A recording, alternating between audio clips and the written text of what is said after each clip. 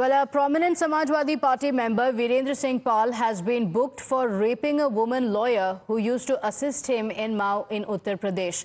The 18-year-old victim in her complaint to the police has alleged that he raped her and sexually exploited her for a year. She also claimed that he filmed the assault and threatened to leak her photos and videos on social media. An FIR has been filed and the Samajwadi Party Neta has gone absconding ever since. The police teams have been formed to trace and arrest him. उनके विरुद्ध अवैध संबंध बनाने, मारपीट करने इत्यादि संबंधित एक तहरीर दी गई थी, जिस पर थाना कोतवाली पर मुकदमा अपराध संख्या 291/24 दिनांक 7/9/24 को दर्ज कर लिया गया। उनके प्रार्थना पत्र के अनुसार उक्त व्यक्ति ने उनके साथ 6 तारीख को अपने चैम्बर के पास जाकर गाली गलौच और मारपीट किया गया तथा पिछले किसी भी तथ्यों के उजागर न करने देने संबंधी धमकी भी दी गई थी। लिहाजा पीड़िता द्वारा जब थाने पर आकर इसके संबंध में तहरीर दी गई तो प्रथम सूचना रिपोर्ट दर्ज करके अग्रिम विधिक कार्रवाई की जा रही है। बेटियों की सुरक्षा के बड़े बड़े दावे करने वाली समाजवादी पार्टी एक बार फिर से सवालों के घेरे में है। अयोध्या और कन्नौज के बाद अब पूर्वांचल के मऊ जिले में एक समाजवादी पार्टी के नेता के ऊपर रेप जैसे गंभीर आरोप लगे हैं। प्रदेश के पूर्व सचिव और मऊ सेंट्रल बार एसोसिएशन के पूर्व अध्यक्ष वीरेंद्र बहादुर पाल के ऊपर उनकी ही एक सहयोगी महिला ने रेप और मारपीट के गंभीर आरोप लगाए हैं। इस महिला का आरोप है कि वीरेंद्र बहादुर पाल पिछले 1 साल से उसके साथ रेप की वारदात को अंजाम दे रहे थे। विरोध करने पर उसके साथ मारपीट होती थी। बाकायदे उसने वीडियो भी बना लिया था और यही कारण है कि महिला ने कोतवाली थाने में शिकायत दर्ज कराई थी, जिसके बाद आरोपी वीरेंद्र बहादुर पाल के ऊपर रेप के संगीन आरोप लगे हैं और इसके साथ ही केस दर्ज कर लिया है। बड़ी बात यह है कि आरोपों का जवाब देने के बजाय वीरेंद्र बहादुर पाल अब फरार हो चुके हैं और पुलिस अब इस पूरे मामले की जांच करते हुए उनकी तलाश में जुट गई है। तो सवाल यही है कि जिस तरीके से एक के बाद एक नेता समाजवादी पार्टी के रेप जैसे जो गंभीर आरोप है उससे घिरते जा रहे हैं, इन सभी मामलों पर जो समाजवादी पार्टी के जो मुखिया हैं वो जवाब देने के बजाय कहीं ना कहीं सरकार को ही घेरते नजर आते हैं। So let's now break down the details in the FIR, where she has detailed a sordid tale of sexual exploitation, threats and blackmail. Now, these are details that have been mentioned in the FIR based on her complaint. She says that he kept sexually exploiting her and he dragged her and raped her, and he also filmed the entire sexual assault and continued to click obscene photographs of her and then blackmailed her for a year. In the complaint, the victim also goes on to say that he had also threatened to leak her photos and had forced an illicit sexual relation with her. In fact, then she also goes on to make even more charges against him, saying that he even extorted 4 lakh rupees from her and he was attempting to kill her. In her complaint, she has also spoken about what went on over the last year or so, as she mentions that he also thrashed her and abused her and called him a rowdy who is well connected, because of which she was afraid to even file a complaint against him. Remember, in the last 1 month itself, there are 3 men who are linked to the Samajwadi Party who have been accused of similar charges. Moin Khan in Ayodhya, Nawab Singh Yadav in Kannauj, and now it is Virendra Pal in Mao, who is also a lawyer by profession, a man who was once the former president of the Mao Bar Association. In fact, we're also getting in fresh details about the rape-accused SP Neta's antecedents. So let's break it down for you and get you these details as well through these graphics that we have put out for you. So the rape-accused SP Neta is currently absconding. He is said to be on the run. The rape-accused SP Neta Virendra Pal is now on the run. He reportedly is untraceable since the 2nd of September, when he got hint that a complaint is going to be filed against him. The victim has in fact gone on to say that the SP Neta last met her on the 16th and 17th of July. The FIR in the case was filed on the 7th of September, and Virendra Pal is said to be very close to Mukhtar Ansari's family as well, and he's the former president of the Mao Bar Association.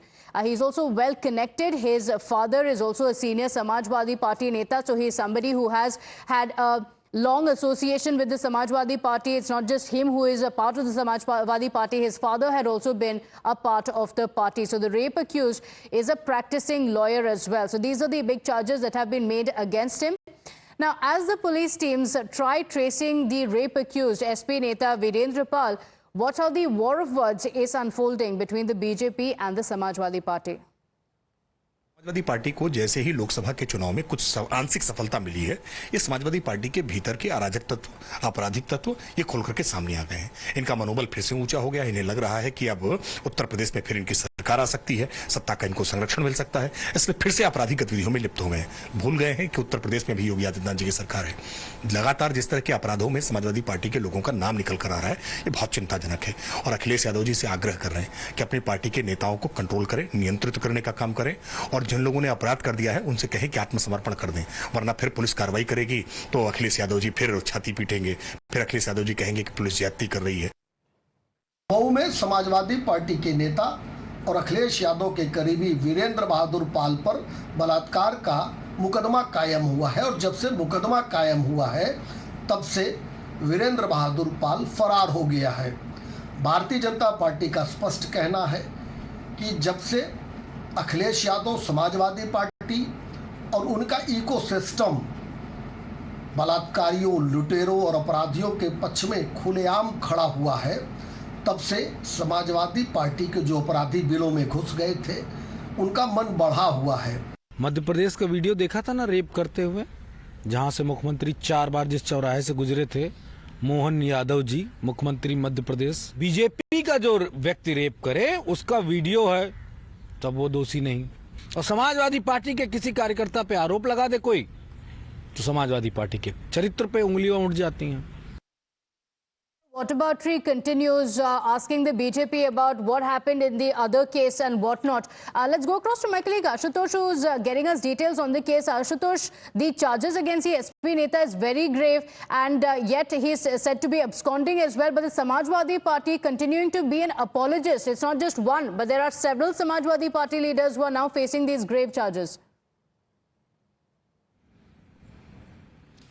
बिल्कुल, देखिए, निश्चित तौर पे ये बहुत बड़ा सवाल है कि जिस तरीके से पिछले 1 महीने के दौरान ये तीसरी घटना है जब समाजवादी पार्टी के किसी बड़े नेता के ऊपर रेप जैसे गंभीर मुकदमे दर्ज हुए हों। इसके पहले हमने देखा था कि कन्नौज में मामला दर्ज हुआ, उसके बाद अयोध्या में, और अब मऊ में ये मुकदमा दर्ज हुआ है।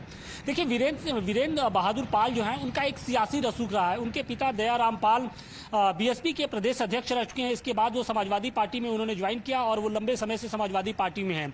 खुद वीरेंद्र बहादुर पाल भी समाजवादी पार्टी में हैं, और जिस तरीके से उन्होंने रेप की घटना को अंजाम दिया है और इसके बाद पीड़िता को लगातार धमकी दी जा रही है, वो कहीं ना कहीं पूरे सिस्टम पर सवाल खड़े कर रही है, खासतौर से समाजवादी पार्टी को लेकर।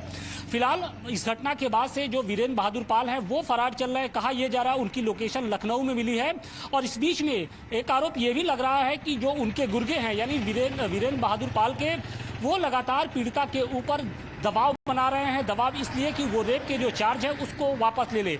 हालांकि जो पुलिस की टीम है उसने जो वीरेंद्र पाल है उनकी तलाश शुरू कर दी है, और ये कहा जा रहा है कि लगभग 3 टीमें जो हैं वो उनकी तलाश में छापेमारी कर रही है। इस बीच हम टाइम्स नाउ की जो टीम थी वो वीरेंद्र पाल के घर पे भी पहुंची। वहां पर पूरी तरीके से सियापा पसरा था, कोई भी बोलने से बिल्कुल कतरा रहा है, कोई कुछ बोलना नहीं चाहता है।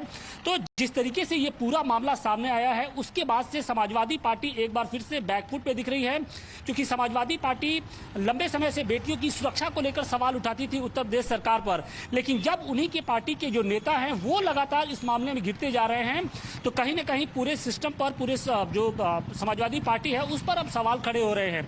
अब देखना ये होगा कि क्या जो कार्रवाई का दायरा है वो बढ़ता है, क्या जो उनकी अवैध संपत्तियां हैं उन पर भी जांच होगी, क्योंकि कहा यह जा रहा है कि पिछले 10 सालों के दौरान वीरेंद्र बहादुर पाल ने अपने सियासी रसूख का फायदा उठाते हुए बहुत सारी ऐसी जमीनें हैं जिन पर अवैध तरीके से कब्जा कर लिया था, अकूत दौलत उन्होंने कमा रखी थी। अब देखना ये होगा कि किस तरीके से उत्तर प्रदेश पुलिस अपनी आगे की कार्रवाई करती है।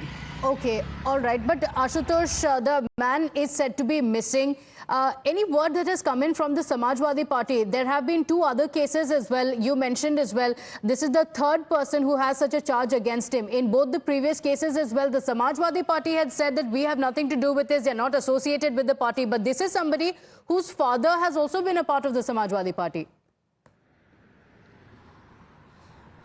बिल्कुल समाजवादी पार्टी इस पूरे मामले को लेकर बैकफुट पे दिख रही है। जब से वीरेंद्र बहादुर पाल का नाम रेप जैसे गंभीर मामलों में आया है, समाजवादी पार्टी कहीं ना कहीं पल्ला झाड़ते हुए दिख रही है। हमने समाजवादी पार्टी के जो जिला अध्यक्ष हैं उनसे भी बात की तो उन्होंने कहा कि वीरेंद्र बहादुर पाल का समाजवादी पार्टी से कोई नाता नहीं है। पिछले कई सालों से वो पार्टी के कार्यक्रमों में शामिल नहीं होते थे, यानी सक्रिय भूमिका जो है वो नहीं है। लेकिन ये सच है कि वीरेंद्र बहादुर पाल पिछले लंबे समय से समाजवादी पार्टी के बतौर कार्यकर्ता ही नहीं बल्कि प्रदेश सचिव के पद पर भी थे। उनके जो पिता है दयाराम जो पाल हैं, उनकी सक्रियता समाजवादी पार्टी में है। उनकी जो कई तस्वीरें हैं वो मुलायम सिंह यादव के साथ So he has been associated with the party for a long time, not just him, his father as well. The Samajwadi Party can't really distance themselves from it. It's time to come out and condemn it. I am the future that was born 100 years ago. I am the purpose that emerged with India's independence. To be a force for business that takes India to the world and the world to India. Creating pathways of self-reliance. To stand for progress, the planet and the people. Towards a future made perfect. And be a force creating abundance. Because independence is not a moment in history. It's a never-ending path to prosperity. Aditya Birla Group, a force for good.